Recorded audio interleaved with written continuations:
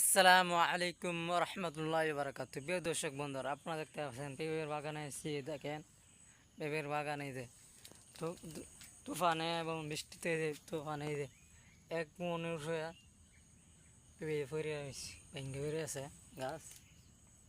এই যে গাছ ভেঙে ফিরে আছে, এক মনের হইব।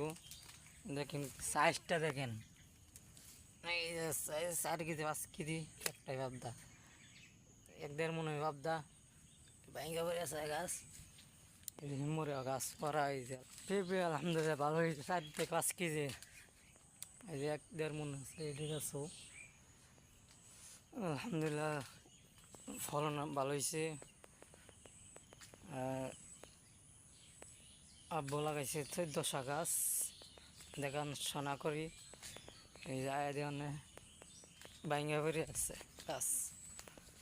আলহামদুলিল্লাহ দেখেন পেঁপের সাইজটি দেখেন, পেঁপের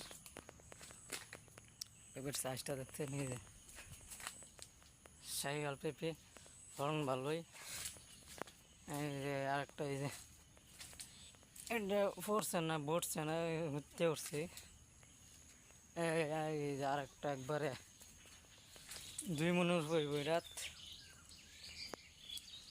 এই 2 মনের কাছাকাছি হইব, ভেঙে হয়ে আসছে।